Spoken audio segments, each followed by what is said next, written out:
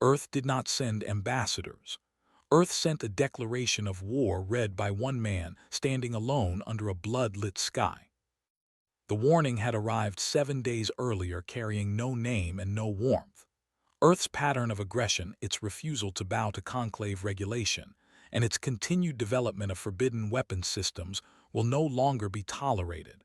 Submit to inspection or face the consequences. Cold words spoken through perfect alien mouths that had not seen a real war in generations. For a full week Earth said nothing back. The Solarian Compact held its meetings behind closed doors. News networks filled the air with talk of peace, of diplomacy, of quiet compliance. But the silence coming from the Compact carried more weight than any of those words ever could. Then on the 8th day Earth finally answered, and every star in the sky seemed to lean in to listen. The answer did not come from a translator or a diplomat. It came from Commander Cale Ashworth, a scarred veteran of the Martian uprising, standing alone at the United Nations astral podium. His voice rolled out across every galactic frequency at once, his face flesh and steel broadcast without a single filter. He read from no script. "We received your warning," he said. "Here is ours. We do not kneel, we do not forget, and we do not forgive threats." He leaned closer to the microphone, his steel-gray eyes locking onto a dozen alien species watching from across the void. "As of this moment, Earth considers your transmission an act of hostility. You want compliance? Come and take it." He let the silence stretch heavy before the final line. "This is a declaration of war." The feed cut, not jammed, ended on purpose. What followed was chaos. The Conclave had not seen this coming. By their own measure, Earth sat at Tier 2, impressive in places but never a real threat. Not something to fear, only something to bring to heel the way every other world had eventually been folded into line. But Earth was not like the others. Earth remembered its own history. Wars fought in trenches, in deserts, in shattered cities and frozen forests. Every generation before this one had bled to build what now stood, and none of them intended to hand it over to a council of polished aliens who had never once fired a weapon in real anger. The first strike did not come from the Conclave. It came from Earth. Within 48 hours, 3 border outposts belonging to the Conclave's Observation Command vanished completely from the star charts. No warning given, no prisoners taken. Coordinated silent strikes carried out with surgical precision. By the time Conclave fleets began mobilizing, Earth's navy had already disappeared. Ghost ships, cloaked drones, and war platforms launched from the Kuiper Belt, scattering outward into deep space. Earth did not fight the way anyone expected. There were no grand confrontations, no heroic speeches delivered from a bridge. There was only sabotage, subversion, and annihilation. At the center of all of it stood Commander Ashworth, now elevated to Supreme Commander, directing the chaos from the TFS Wraithfall, the most powerful dreadnought Earth had ever constructed. The Conclave already knew his name. They called him the Butcher of Titan, though no human had ever confirmed what truly happened there. All anyone knew for certain was that a Conclave fleet of 16 ships vanished near Saturn's largest moon, and Ashworth had returned alone. The Conclave called it a communications failure. Everyone else understood the truth.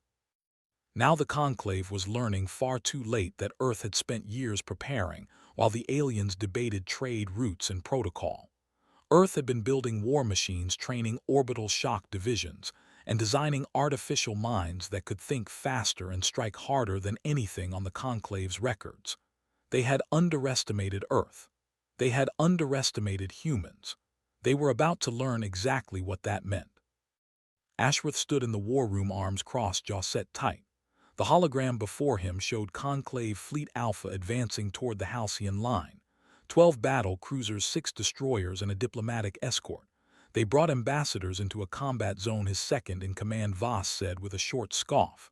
"Do they think that will make us hold back?" Ashworth did not answer at first. He stared at the display, his jaw working slowly. Then he turned and his voice came out cold. "Jam their communications.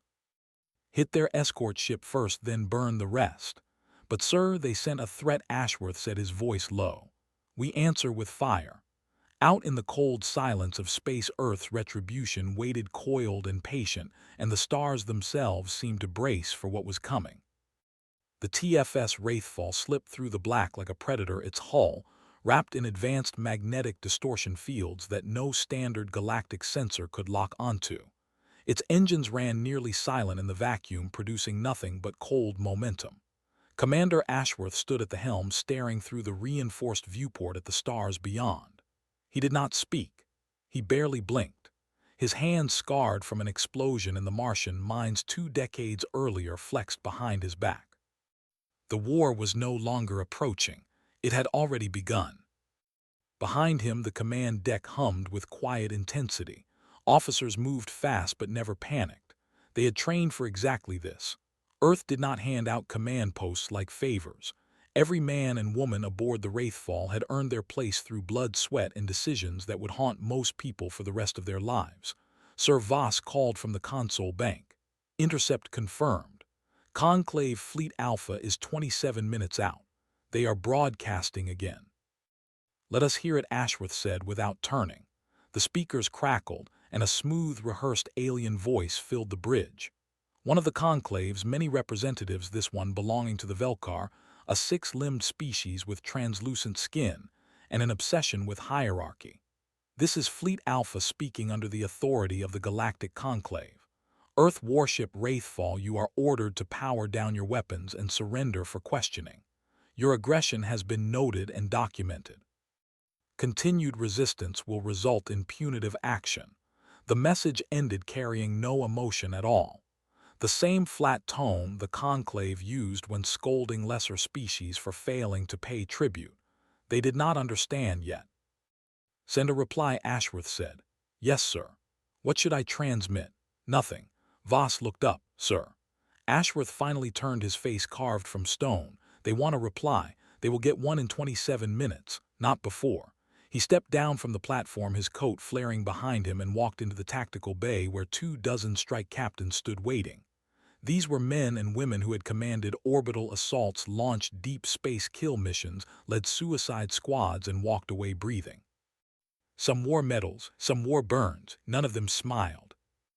"We are not here to negotiate," Ashworth began, his voice low and even. "We are not here to show restraint." The Conclave made their position clear. They want Earth broken, submissive. They want us brought to heel exactly like every other world they have stripped and sterilized. He paused, letting his eyes move across the room. Too bad they knocked on the wrong door. There were no cheers. Only silent nods, clenched jaws, and the faint crack of someone tightening a glove. "The Halcyon line is where we draw the boundary," Ashworth continued. "This is where we remind the galaxy what Earth actually is. Not a planet of politicians. Not a race of thinkers who bend. We are survivors, fighters, builders of devastation when provoked." He gestured toward the hollow map flickering beside them. "Their fleets are faster, bigger, cleaner, but they have never fought us, not truly. They have never seen what humans do when cornered." His eyes darkened. "They are about to learn."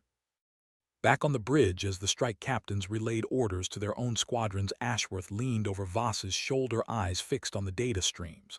The Wraithfall was not alone. 3 stealth cruisers had already flanked the Conclave fleet, running 0 emissions. Drones, silent, small, and deadly, were swarming inward from the Marin drift, and a kill satellite disguised as a decommissioned mining rig was charging its main railgun. "All assets in place," Voss said. "We have one shot at this. We will not need a second." Voss hesitated, then added quietly, "I do not think they believe we are serious about this war." Ashworth did not look up. "Good." The minutes crawled by the way they always do when men grip their weapons tighter and their heartbeat sinks alongside a red blip on the screen. At precisely the 27-minute mark, Ashworth nodded once. "All units fire." The response came instantly. No countdown, no grand announcement. The satellite fired first. A tungsten slug the size of a van punched through space at incredible speed and tore clean through the Conclave's diplomatic vessel, vaporizing it mid-sentence as it attempted yet another warning broadcast. No warning given back. Only silence, then fire. The stealth cruisers lit up next. Particle beams lanced into the conclave's flank ships, rupturing hulls and triggering chain explosions as plasma cores vented raw energy into open space. The Wraithfall launched her first salvo, 6 warheads each splitting into dozens of hypersonic darts, shredding shields and cutting cruisers in half. Conclave Fleet Alpha was not ready. They never saw it coming, and Ashworth watched every second of it unfold. Conclave ships scattered. Some tried to retreat. Others returned fire blind and scrambling, their formation shattered within moments. Human tactics were not elegant. They were brutal, feral, unpredictable, and built for a single outcome: devastation. Conclave's command ship attempted one last transmission. It was jammed before a word got through. Earth no longer cared what they had to say. On the Wraithfall's deck, officers reported a single Conclave vessel escaping into subspace. Ashworth let it go. "Let them run," he said. "Let them tell the others what they saw." He turned to Voss. "What is the count?" Conclave fleet reduced to 3 partial hulls, the rest destroyed. No human losses. Ashworth exhaled, not in relief. He had expected nothing less. It was simply the breath of a man who already understood what came next. "They will come back harder next time," Voss said. "Bigger fleets. Full-scale war." "Good," Ashworth said dryly. "It will save us the trip." Across the stars, panic spread. Earth had shattered that illusion in a single day, and the galaxy watched. Some species celebrated quietly. Worlds long oppressed under Conclave doctrine, stripped of culture, dignity, and sovereignty. Others grew afraid of Earth, wondering what kind of species would defy the galactic order so openly, so violently. But none of them understood yet. Not truly. Earth was not simply rebelling. Earth was hunting, and Ashworth had no intention of stopping at one fleet. In a classified bunker buried beneath the mountains of Patagonia, deep under Earth's crust, a meeting took place. No politicians sat at the table. Only warlords, black program directors, and the leaders of old national militaries folded into the Solarian Compact after unification. Ashworth appeared by hologram, his image flickering in the cold light, though his words cut through clean. "We started this war. We end it on our terms. No retreats. No negotiations." The Conclave made their threat. Now they watch us dismantle their empire piece by piece. "What is the objective?" someone asked. Ashworth did not hesitate. "Victory." No one needed it explained further. It did not mean peace treaties or a seat on the council. It meant the Conclave on its knees, or its ashes drifting through the dark. The room fell silent. Then came the question no one wanted to ask but had to.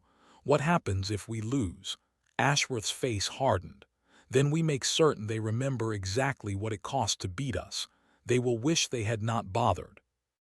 Back aboard the Wraithfall, Ashworth watched footage of the Conclave survivors limping through space. Engines sputtering, shields dead, some already breaking apart from system damage. And yet he felt no satisfaction. This was never about revenge. This was about proving a single truth. Humans were not a species to be managed or tolerated. They were a species to be feared. He tapped a secure console. A file opened, labeled Operation Ashen Verdict. A list of targeted Conclave installations lit the screen. Research centers, trade hubs, key communication relays. They were not simply going to break fleets. They were going to shatter the foundation of Conclave dominance economically, militarily, and ideologically. He stared at the top of the list. Corindal Spire, the Conclave's central intelligence archive. "Set a course," he said coldly. To Corindal, Voss asked, eyes widening. "We would be deep inside Conclave space. That is suicidal." Ashworth looked over the corner of his mouth, lifting into something that was not quite a smile. "They started this war with a warning," he said. "Let us answer it with extinction." The Wraithfall had run in silent warp for 40 hours, coasting through forbidden sectors of Conclave space, blacklisted by every major species. Dangerous, uncharted, unpredictable, exactly why Ashworth had chosen it. No one expected humans to take the dark route, and that was precisely where humans thrived, in the places everyone else feared to go. Commander Cale Ashworth had not slept in over a day. He did not need to. His mind ran sharper in war than it ever had in peace. Peace had dulled Earth, had nearly killed it. War was clarity, war was purity, war was home. "Status report," he barked, stepping onto the command deck. Subspace stealth holding Voss answered. No contact with enemy sensors. No anomalies detected. Estimated arrival at Corindal Spire in 8 hours. Ashworth nodded and moved toward the hollow map, studying the looming red marker labeled Corindal Spire, the Conclave's central intelligence and data archive. Not merely a storage facility. It was their brain. Species history, surveillance, records on independent colonies, blackmail files, and war doctrine all sat buried inside it. Earth's war would not be won through brute force alone. This strike would be surgical decapitation. We hit Corindal, we blind their coordination, Ashworth said, eyes narrowed. We do not simply fight them. We blind them completely. Voss hesitated. Sir, the facility is shielded heavily. It sits buried inside a lunar crust surrounded by 4 moons and protected by over 2,000 defense platforms. It is suicide. Ashworth turned to him, calm and cold. Everything worth doing is. He walked off the deck without another word. No speeches. No rallying calls. Only the silent pressure of a man who knew exactly what had to be done and intended to do it. 3 hours later, inside the Wraithfall's black chamber, Ashworth met with the Wraith cadre. No uniforms, no medals, only ghosts. Men pulled from every shadow program Earth had run across the last 4 decades. Some were not even officially listed as alive. Trained in sabotage, zero-gravity infiltration, orbital collapse, and neural warfare. Their leader, a man named Brennick, bald, silent, with skin like cracked steel, nodded once as Ashworth entered. This will be our last conversation, Ashworth said bluntly. Brennick did not ask why. You will breach the outer shell through the maintenance shafts, Ashworth continued. Use the hollow anvil seeds, nothing traceable. Get and download everything you can and plant the virus. Your exit window opens 90 seconds after the strike begins. Brennick simply stared at him. Then what about extraction? You will not be extracted, Ashworth said. You stay until the core collapses. You knew that the moment you signed on. Brennick nodded once, about time. There were no goodbyes. The Wraith cadre did not do farewells. They vanished into the prep chamber and suited up, and within 20 minutes they sat inside a stealth drop pod cradled in the Wraithfall's ventral bay, ready to be fired like a bullet straight at the enemy's skull. Ashworth watched the pod seal shut. 13 men. 13 chances to snap the galaxy's spine in a single blow. He keyed a code into the terminal. Pod launch in 30. Voss turned from the command console. Sir, I need to ask, why now? Why not wait? We are winning the outer battles already. Because those outer battles are distractions, Ashworth said without turning. We destroy Corindal, we destroy the illusion entirely. They believe they can manage us. This proves they cannot even see us coming. He paused. We are no longer trying to win a peace. We are trying to end the game completely. Voss nodded, though tension knotted tight in his throat. He was no longer certain where the line sat. Maybe Earth had already stepped past it. Maybe Ashworth had never believed in a line at all. Strike opened in chaos. As the Wraithfall dropped from warp near Corindal Spire's 4th moon, she did not appear on enemy sensors. She tore straight through them. Her signal disruptors fried every surveillance net within a 1,000-mile radius. Satellites spun apart into useless fragments as electromagnetic pulses rolled outward from her hull like sonic shockwaves. 3 Conclave defense ships immediately moved to intercept. Sleek and heavily armed, they never even got the chance to lock their weapons. 2 were vaporized by kinetic slugs fired from orbital railguns Earth had quietly positioned months earlier, long before the war ever started. Covert work Ashworth himself had authorized under the name Project Hollow Anvil. The 3rd ship tried to flee. It did not make it a single kilometer before a hyperspectral missile tore through its belly and shredded it into liquid debris. Now came the hammer. From the Wraithfall's belly, the Wraith cadre's pod launched in total silence. No heat signature, no propulsion trail, only raw velocity and stillness. The pod streaked toward the crust like a comet. Inside, the team sat wordless, breathing steady, weapons loaded, eyes locked forward. They needed no pep talk.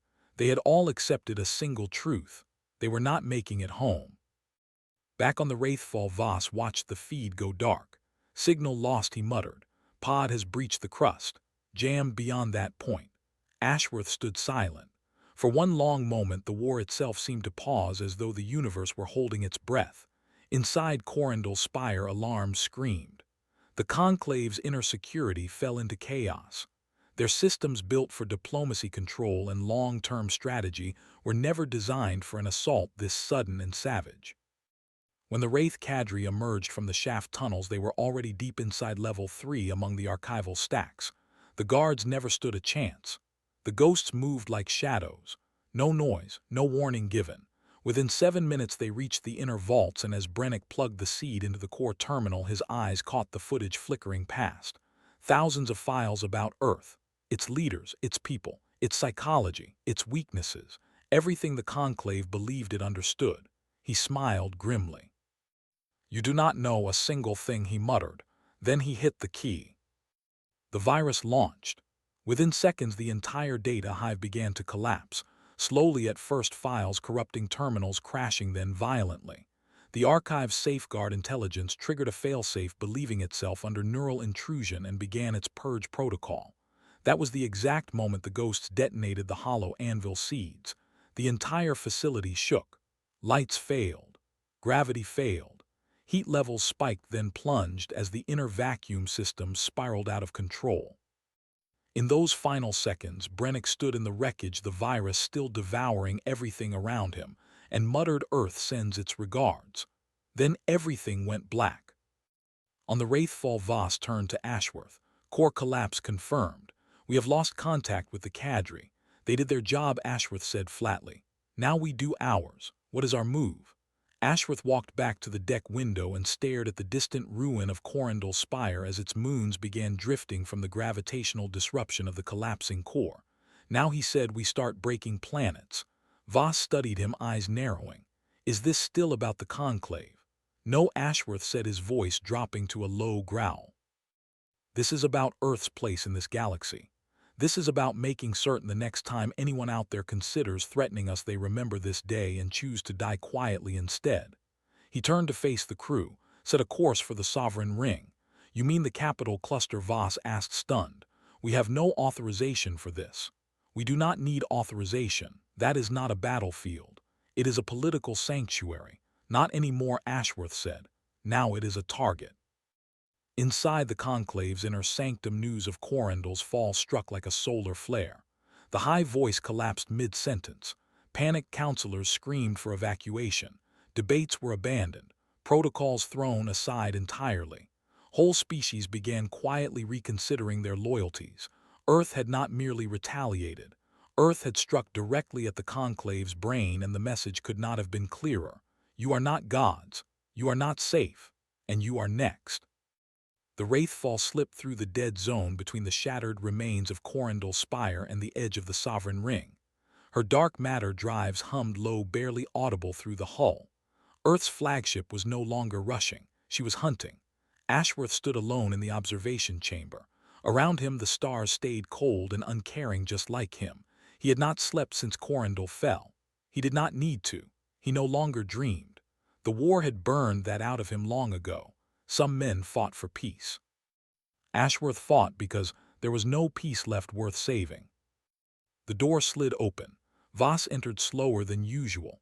"The Sovereign Ring has begun mass mobilization," he reported. 8 carrier-class fleets, 2 dreadnoughts, and at least 4 planetary shield systems coming online. He paused. "They have locked down every inner system. No ships in or out." Ashworth did not look at him.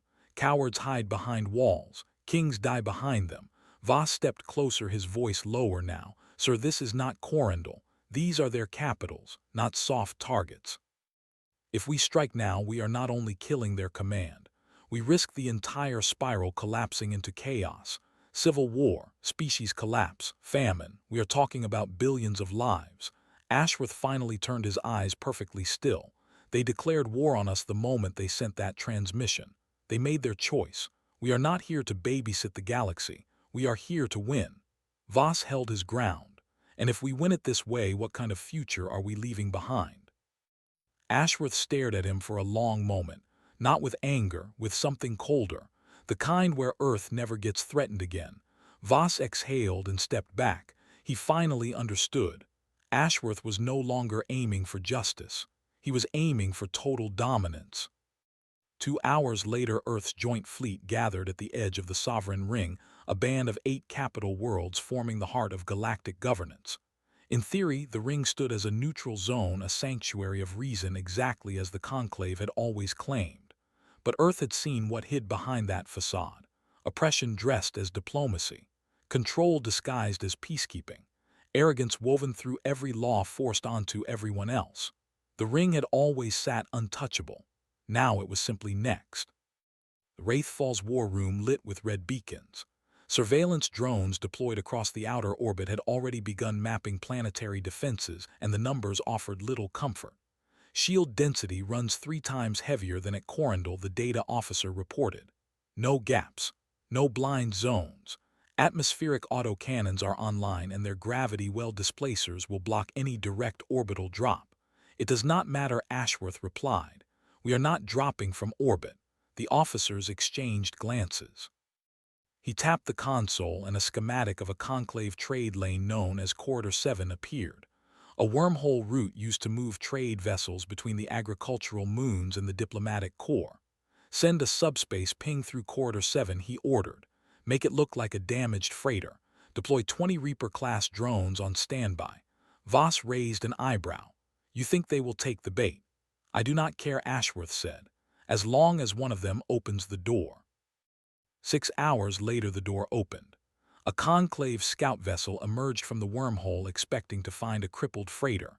Instead, it was swallowed whole by the waiting drones before its pilot even registered the threat. No alarms, no warnings, only sharp metal, precise blades, and silence. The wormhole corridor stayed open for 23 seconds before sealing again, and 23 seconds was enough. In that window, Ashworth's elite strike unit passed through. The Talons, a fleet of subspace jump corvettes, each one loaded with planet-breach torpedoes and silent assault teams. They were not built to conquer. They were built to decapitate. Their mission was simple: strike the Conclave's capital world, Calixos, kill its communications, cripple its shield matrix, and if possible take out the triumvirate itself. Calixos was not merely a capital. It was the capital. Every law the galaxy followed had been signed inside its ivory halls. Every war, every embargo, every sanctioned purge of a rebellious colony had passed through Calixos for approval. The Talons broke through its upper orbit like ghosts, fast, clean, undetected. They drove torpedoes into the crust, deep bunker-busting warheads built to shake command centers and turn calm into earthquake panic. On the surface, the citizens of Calixos screamed, but they did not fight. No one had ever taught them how. Back aboard the Wraithfall, Voss stared at the incoming live feeds. They are not resisting, Voss said. The civilians are evacuating, not defending. This is not a battle, it is an execution. Ashworth stepped beside him. Then let them run. You are going to flatten Calixos. Ashworth did not blink. I am going to leave it as a message. He activated the warp path command. 3 orbital railguns charged in sequence, loaded with nuclear-tipped kinetic rods the length of skyscrapers, and aimed not at military bases but at monuments. He was targeting symbols: the halls of order, the treaty bridge, the beacon tower, places that had stood for thousands of years, declaring the Conclave rules here. Ashworth sent them to ruin in 7 seconds. From orbit it looked like a meteor storm. Light, fire, dust. When the smoke finally cleared, Calixos no longer resembled a capital. It looked like just another fallen world. Across the galaxy, conclave systems spiraled into chaos. Delegations vanished. Allied species tore up treaties. Entire militaries refused deployment orders. For the first time in centuries, the galaxy understood the truth. Earth was not asking for a seat at the table. Earth was flipping the table over and burning down the room. On the world of Vornal, where the Conclave's second intelligence branch had once flourished, local security forces mutinied and surrendered to an incoming Earth corvette without firing a single shot. On a distant gas moon, 12 Conclave envoys were executed by their own guards, who claimed they refused to die for a dying empire. And in the diplomatic core of Kithra, a black banner went up bearing Earth's compact insignia, and beneath it the words, "We remember Corindel." But not everyone celebrated. Back on Earth, deep inside the Solarian Command Bastion in Alaska, not every voice agreed with Ashworth's firestorm strategy. Not every leader wanted total war. Admiral Doran, a war-hardened strategist and old rival of Ashworth, sat in the cold room with three others, their eyes locked on the data pouring in. "He is winning," one of them whispered. "No," Doran growled. "He is destroying." They all fell silent. Doran leaned forward, staring at a still image of Calypso's in ruin. "He is no longer trying to protect Earth. He is trying to remake the galaxy itself." Someone asked, "Should we recall him?" Doran looked at them as though they had grown a second head. "You recall Ashworth," he said, "and he does not come back in cuffs. He comes back with guns." Aboard the Wraithfall, Ashworth stood at the front of the command deck, watching the Sovereign Ring's remaining worlds begin powering down their shields one by one.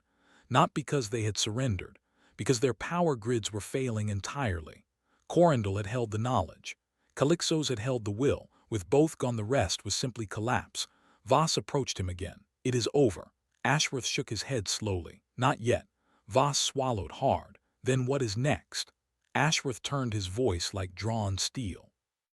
"We find the last conclave world that still believes it can talk to us." His eyes burned. "We show them that Earth no longer talks." The capital of the Galactic Conclave was gone. Not merely bombed, not merely defeated, erased. From orbit it looked like a wounded animal, burning, broken, twitching through its final moments. Smoke curled into space. The treaty bridge lay in glowing ruin, snapped in half like a broken spine. The halls of order, once a symbol of stability, had become a black crater still smoldering days after the railgun struck. The world would never rise again, but Ashworth did not look away. He stood at the command platform of the Wraithfall, eyes locked on the broken planet as though it owed him something, as though he were daring it to speak. It did not. No conclave broadcasts came through. No pleading. No retaliatory declaration. Only silence. Behind him, Voss finally spoke. "We have confirmed it. The last active triumvirate member escaped to Avaloth. They are calling an emergency summit of whatever allied species remain." Ashworth's voice came sharp. "A summit? Yes, sir. They are trying to regroup, reorganize, decide what the future looks like, I suppose." Ashworth turned slowly. "They already had their future. We handed it back to them. Burning." He stepped toward the map console and zoomed in on the Avaloth system. It was beautiful. 7 orbiting moons, golden nebulae swirling behind them, and a surface city carved atop glass like cliffs of stone. Avaloth was ancient, unscarred. One of the last untouched conclave worlds, and now it was hosting the last of the cowards. "They will try to reassert control," Voss said. "Spin this as Earth's madness. Beg the outer colonies for support. Maybe even open talks with the Doroth." Ashworth stared at the star map. "We are not giving them the chance." He tapped the console. "Plot a course to Avaloth." Down on Earth things had changed. Inside the Solarian Command Bastion in Alaska, the tremors of Ashworth's campaign were finally catching up to everyone. Reports of mass surrenders flooded in. But darker reports came too. Human officers in conclave territory executing local officials without trial. Strike teams bombing historical archives. Civilian casualties numbering in the millions across regions that held no military presence at all. Ashworth's war had stopped being precision. It had become purge. Admiral Doran stared at the table's hollow map as another report arrived from Vornal, a conclave city wiped out by atmospheric collapse courtesy of Earth's orbital weather disruptors. He slammed a fist against the table. "This is not strategy," he growled. "This is revenge. It is working," a younger officer muttered from the corner. Doran turned on him sharply. "Is that the standard now? As long as it works." The room sat in silence. Then Doran rose. "Send the order. Lock access to Solarian Command." The others looked up surprised. "You intend to move against Ashworth?" one asked. "I am not moving against him," Doran said. "I intend to remind him that Earth still has a soul." The Wraithfall reached Avaloth's orbit in just under 12 hours. The Conclave did not fight back.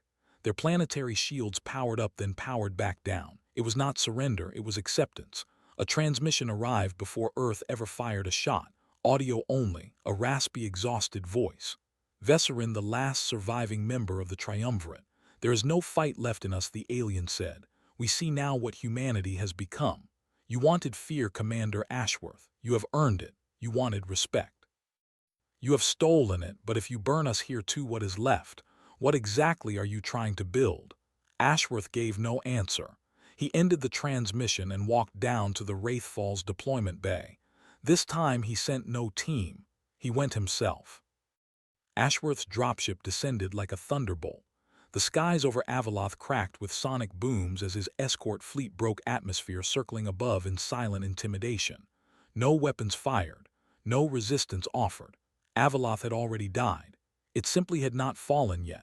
When Ashworth stepped onto the marble platform of the summit hall, the air sat thick with tension. Alien leaders from a dozen species stood wrapped in ceremonial robes, shaking in silence. Some tried to hold onto their dignity. Others did not bother. The smell of fear was universal across every species in the room. Vesserin stood at the center, his once proud frame now hunched, his ceremonial robes torn and frayed. He raised trembling hands. What now, human? Ashworth did not blink. He walked straight up to him and said nothing at all.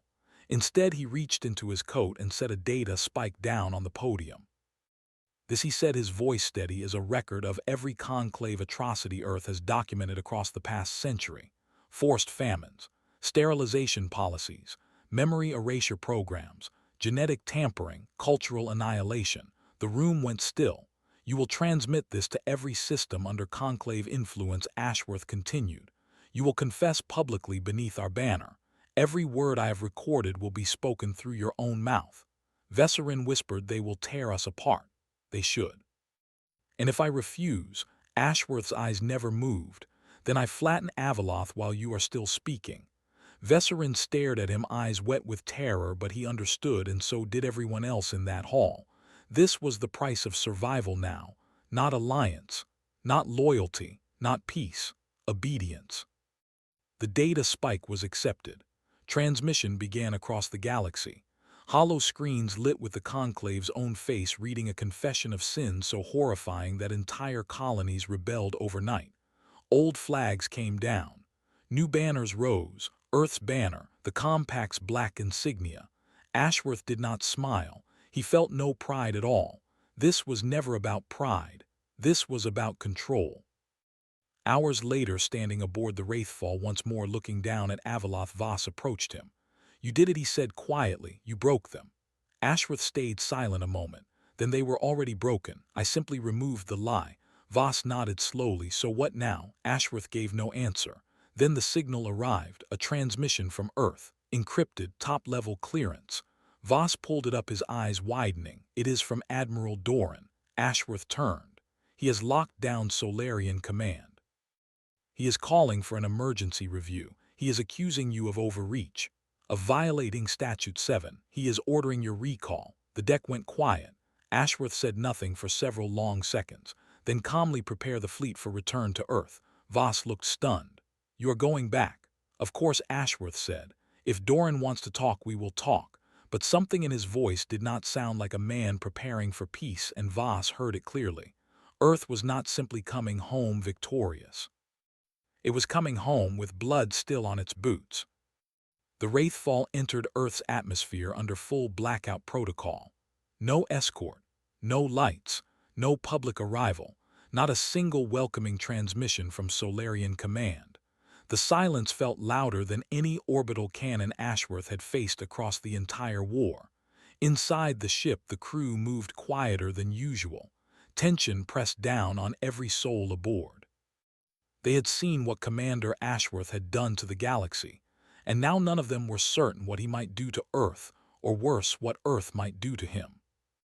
Voss stood at the primary display, eyes locked on a string of warnings streaming from Alaska. Command Center status locked. All external access denied by Admiral Doran. Emergency Civilian Oversight Council activated. Recall order issued for Commander Cale Ashworth. He turned to Ashworth, who stood silent as ever at the helm. They have declared you rogue, Voss said, his voice low. They are calling what happened at Calyxos a war crime. Ashworth did not react. Voss pressed on. They are preparing a tribunal. Admiral Doran is gathering the old council. They want you to step down publicly. Submit to review. They are saying you are dangerous. Ashworth's jaw tightened, his eyes fixed on Earth's slow spin outside the viewport. After everything we have done, Voss said, this is how they thank us. They are not thanking us, Ashworth replied coldly. They are afraid. He stepped away from the glass. They think they can shove the fire back into its cave. 3 hours later, Ashworth stepped off the Wraithfall and onto Terran soil for the first time in 4 years. No crowds, no banners, only the cold wind of the Alaskan plateau and a dozen black armored soldiers standing between him and Solarian command. At the front stood Admiral Doran, still tall, still iron, backed, his uniform crisp, though a hollowness sat behind his eyes, as if even he understood this confrontation was long overdue. Ashworth walked forward until the soldiers raised their weapons. Doran lifted a hand and stopped them. Ashworth, he said, Admiral, you are under review for Statute 7 violations. You are to surrender your rank and command immediately. Ashworth looked past him toward the Solarian tower. You locked the place down, because you gave us no choice. You think Earth is safe now, Ashworth said, stepping closer. You think those conclave species will forget what we did just because we put out a few fires. Doran did not flinch. I think we do not defeat tyranny by becoming it. Ashworth narrowed his eyes. I did not start this war, Doran, I finished it. You burned billions. I protected billions more. Doran stepped forward, jaw tight. You built an empire out of blood and terror, and now you want to come home wearing a crown. Ashworth's voice dropped into a growl. We bled for this planet. We watched men choke in the vacuum just to keep this place breathing. And now you want to take it all back because the cost makes you uncomfortable. This is not about comfort, Doran snapped. It is about control. Ashworth smiled coldly. Exactly. Back inside Solarian command, chaos was spreading. Not among the politicians, but among the soldiers. Ashworth's name still carried real weight. His victories had bought more loyalty than any flag ever could. He needed no propaganda. He had reputation. Outside the base, across Earth's major defense zones, whispers were already turning into something louder. Some called him a war criminal. Others called him a savior. That night, inside a secured hangar in East Africa, an encrypted message broadcast across every branch of Earth's military command. The message was short. Ashworth's face. One sentence. The war is not over until Earth owns the peace. That was all it took. Bases began going dark. Transports lifted off without orders. Subfleets cut themselves loose from EarthNet and rerouted toward Alaska. Doran watched it happen in real time. He is calling a loyalist uprising, one aide shouted. No, Doran muttered. He is calling for a new Earth. Ashworth did not storm the tower.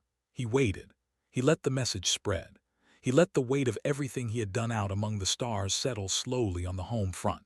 He let people remember that while Earth had sheltered behind its walls, he had carried the fire all the way to the stars and back. By sunrise, 4 entire orbital divisions had declared support for Ashworth. By noon, 10 more had gone dark, refusing to answer Doran's orders. By nightfall, the outer colonies began broadcasting their allegiance to Ashworth, begging him not to surrender. Deep inside Solarian command, Doran stared at the final report. Ashworth now holds more than half of Terran military assets under unofficial control. If he marches on command, there will be civil war. He rose slowly. I need to speak to him alone. His officers objected, but he was finished hiding behind orders. They met that night inside a neutral zone, an old United Nations bunker left over from the pre-unification wars. Just 2 men. No guards, no technology, only stone, steel, and silence. Doran entered first, his coat snapping in the wind. Ashworth stood at the far end watching the empty walls. You made yourself a myth, Doran said. No, Ashworth said without turning. The galaxy made me a monster. I simply learned to control it. Doran exhaled, walking closer. You are not the man I remember. I'm not the man Earth needed during peace. I'm the man it needed during war. Doran's voice cracked slightly. What about now? What does Earth need now?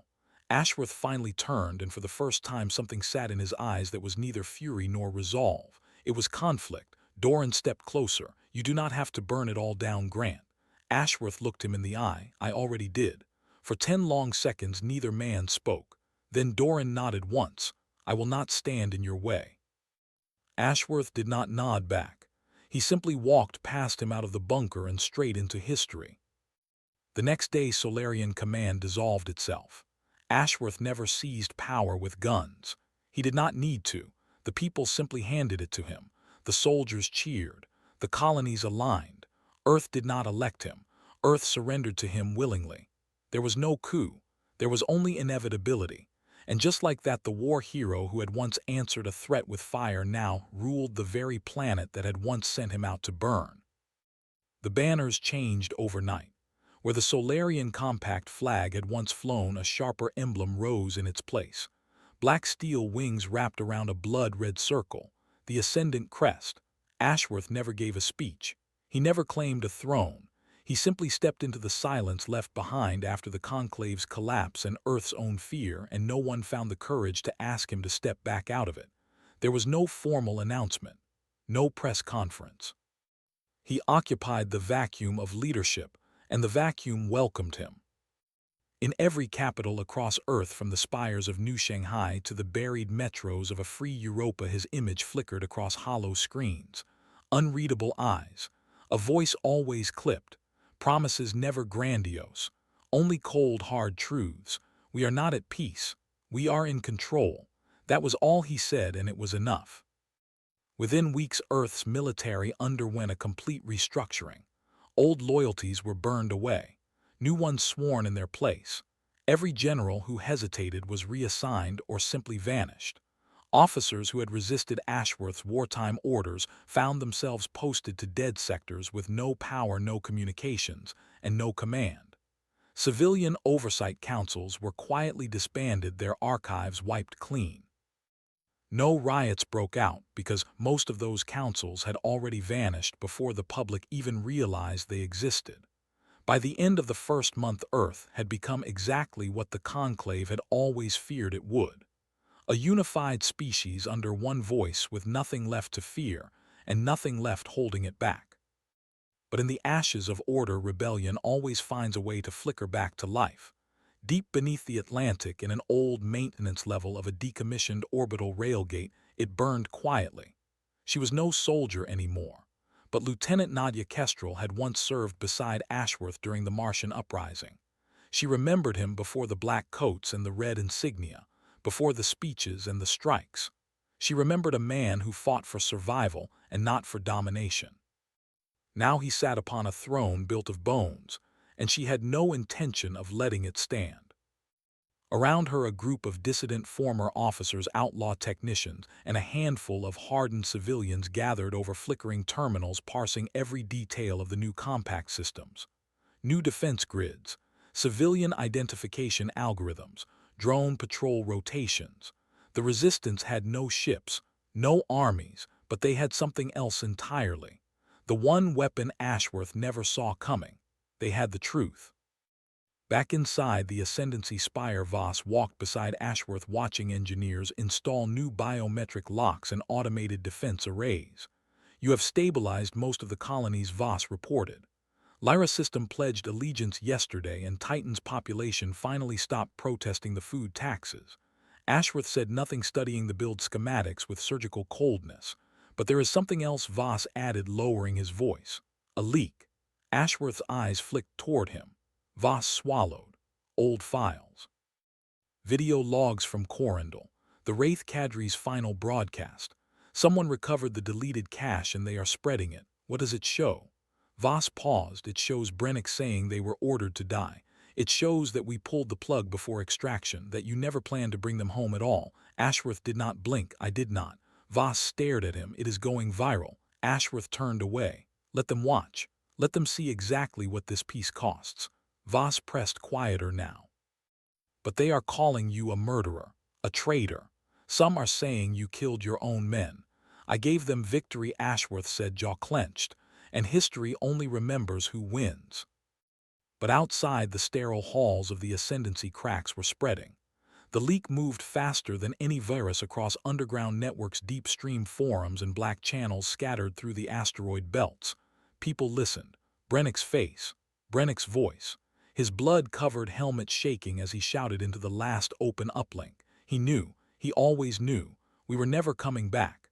Ashworth called this sacrifice, but it was a cover-up. They wanted us dead because we knew too much. Because we were the only ones who saw the truth. Corundel was never justice. It was cleansing. The words struck Ashworth's pristine armor like a hammer. In the Atlantic bunker, Kestrel watched the playback again, fists clenched tight. She turned to the others. "We get this into the colonies. They will block it," one said. "Not if we go through the old trade relays. They were decommissioned, but the signal lines still run beneath the southern ring. We jack in. We loop the signal through every outer colony and every trade moon along the Halcyon corridor." One of the technicians nodded.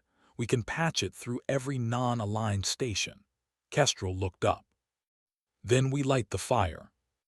3 days later, chaos broke out across the fringes of Earth's control. Minor colonies began refusing supply shipments. Pirate broadcasts jammed the ascendant frequency. A destroyer from the 9th Terran Fleet defected outright, looping Brennick's broadcast from its own communications tower. "He left us to die. He burns what he cannot control." Ashworth watched it unfold from the war room without blinking, once staring at the tactical display while red zones bloomed across Earth's influence map like spreading blood. Voss paced behind him. "If we let this grow, we lose control of the outer systems entirely. People are believing it." "Then we burn the outer systems," Ashworth said.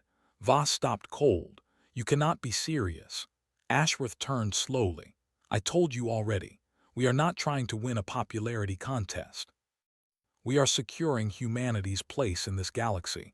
This is not about opinion. It is about obedience." Voss opened his mouth, then shut it again.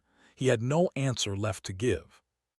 Hours later, Earth deployed Protocol Cinder, a classified purge command buried deep inside the pre-war Black Archives. It authorized the erasure of any rogue communication network station or ship deemed a threat to Terran security. No trials, no warnings, only deletion. Satellites fired on their own colonies. Civilian relays exploded mid-transmission. On the Martian outposts, drones marched through settlements, tearing out transmission dishes and torching broadcast towers. Voss watched the reports roll in like a storm. Civilian deaths unconfirmed. Infrastructure loss extreme. Rebellion status silence for now. He turned to Ashworth. "This is not war anymore." Ashworth stared at the screen. "No, it is control." But he did not see what was coming next. In the shadows of a mining rig at Drevon's Reach, a final hidden signal launched outward. A backup archive of Brennick's complete logs. Whole, uncut, not merely the broadcast, the real mission files, voice logs, tactical recordings, confessions, including Ashworth's own intercepted audio. No extraction. "We do not need witnesses. Let their deaths become the fire that cements our narrative." The words would reach every rebel cell across the quadrant, every surviving ghost living in exile, every officer with a single shred of doubt still left in their blood. Nadia Kestrel listened to it one final time as the signal went live. Then she looked at her people.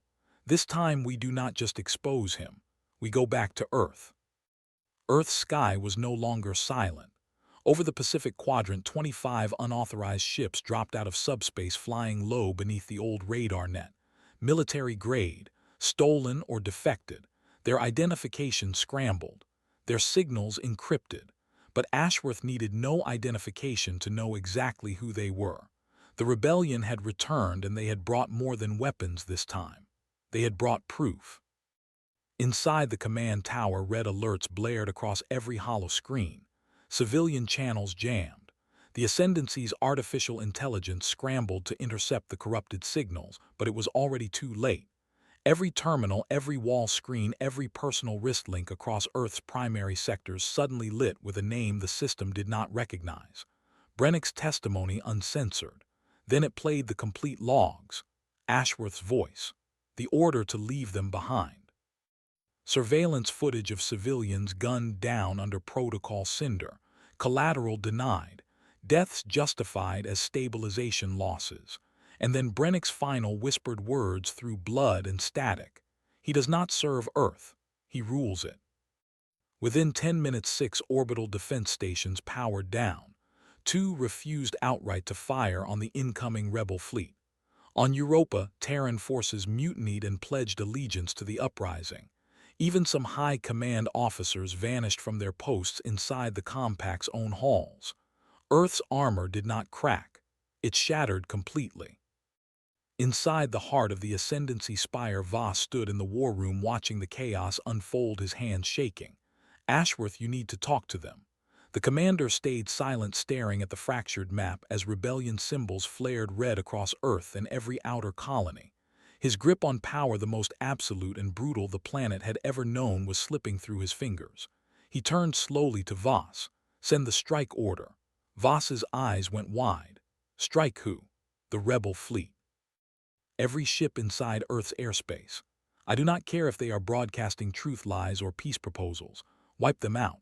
Voss did not move. I said no. The room froze. Ashworth stepped closer. What did you just say? Voss's voice came quiet and measured, but the fear had drained out of it. I will not follow that order. You swore loyalty. I swore to defend Earth, Voss said. Not to burn it just to keep you sitting on a throne built from silence. Ashworth's face twitched. Barely. A fracture in stone. Then he spoke quieter than ever before. Then you have chosen your side, I have, Voss said, and I am not alone. Outside, the TFS Wraithfall, still parked in low orbit, came alive on its own, not by Ashworth's hand. Its captain, once a loyal student of Ashworth's own military doctrine, had received the full broadcast. The logs, the truth, the betrayal. He made the call himself. The flagship that had once led Earth's vengeance campaign began turning its guns toward Earth. A silent warning. Step down or this finishes the hard way. Aboard the rebel ship Solace, Nadia Kestrel watched the signal lock as Earth's defense system stuttered, then fell back entirely.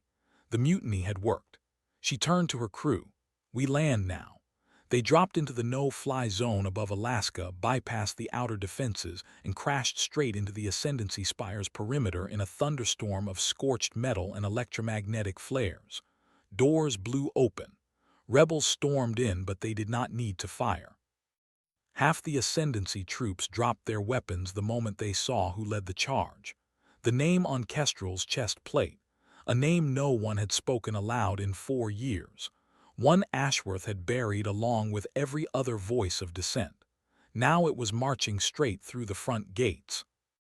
Ashworth watched from the tower's upper balcony as the perimeter collapsed beneath him. He did not move, did not call for backup, did not shout a single order. He already knew it was over. He walked to the center of the command floor and stared at the holographic globe of Earth, his Earth now pulsing with flickering rebellion. Then the doors opened. Kestrel stood at the threshold. She wore no soldier's uniform, no medals, no armor. Only a dark coat soaked through with rain and a glare that cut straight through steel. The same woman who had once stood beside him on Martian soil, bleeding and swearing Earth would never fall again. Now she looked at him as though he had become the very thing she once swore to fight. Ashworth did not blink, so he said, "You made it home." She stepped forward. "You took home and turned it into a weapon." He tilted his head. "You think I wanted this? You think I enjoyed sending Brennick to die? You think I enjoyed sacrificing men who would have followed me into hell itself?" Kestrel gave no answer. Ashworth stepped closer, his voice cold and clipped but cracked around the edges. "I did not become this because I wanted to rule. I became this because I was the only one with the spine to protect Earth while everyone else wanted to negotiate with the galaxy." Kestrel stared at him. "You did not protect Earth. You remade it in your own image, and now it is falling apart around you. I kept it alive," he growled. "At any cost. At every cost," she snapped back. "You broke the galaxy, and now you have broken us too." They stood frozen, staring at one another as thunder cracked overhead. The walls shook as rebel forces seized the upper levels. Ashworth's jaw tightened. "I could kill you right now." Kestrel did not flinch. Try. But he did not move because somewhere deep inside even he understood. She already carried the one weapon he could never shoot down. The truth. He walked slowly toward the window, staring out at the falling rain and the glowing skyline beyond it. The rebellion had not come armed with missiles. It had come armed with memory, and Earth, tired of endless violence, had finally remembered what it meant to choose. "You are here to arrest me," he said softly. Kestrel lowered her eyes. "No. Then what? To end this with dignity before someone else ends it with your blood instead. A long silence stretched between them.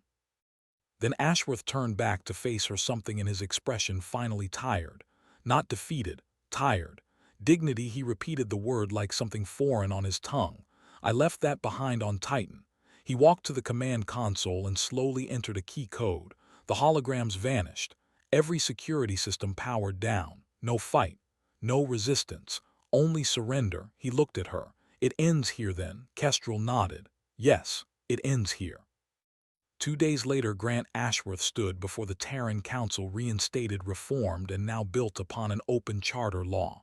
Civilian-led, transparent, watching him like hawks circling over a battlefield. He did not argue. He did not plead. He simply stood. When asked if he had anything to say in his own defense, he said, "Only I did what I believed Earth needed. I was wrong." The tribunal did not sentence him to death. They did not make him a martyr either. They sentenced him to exile, stripped of rank, identity, and authority. No longer a symbol, no longer a commander, only a man standing in shadow. Some called it mercy, others called it justice. Only Ashworth knew it was both at once. He left Earth in silence. No ship, no escort, only a single one-man transport bound for the outer rim where no council fleet or banner could ever follow him again. He never looked back. Years later, the galaxy still remembered the war. They remembered the flames, the rebellion, the trials. Some called Ashworth a monster. Others called him a savior. History never agreed, because that is exactly what war does. It buries the truth in ash and leaves the survivors to argue forever about what it meant. And somewhere out in the void, a scarred man drifted quietly between the stars. No rank, no flag, only memory and the knowledge that once, when the galaxy threatened Earth, Earth answered. If that ending hit you the way it hit me, then you already know exactly what to do. Smash that like button before you scroll away, because stories like this deserve to be seen. And if you want to be standing here the moment the next war begins, then subscribe right now. Subscribe so you never miss another story like this one. There is always another threat coming from somewhere out in the dark, and there is always another commander willing to answer it. Stay close. Stay ready. Subscribe, and I will see you in the next one.